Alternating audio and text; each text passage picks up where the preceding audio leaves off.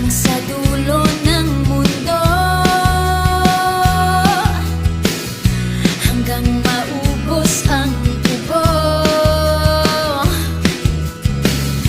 hanggang gumulong ang luha, hanggang mahulog ang tala.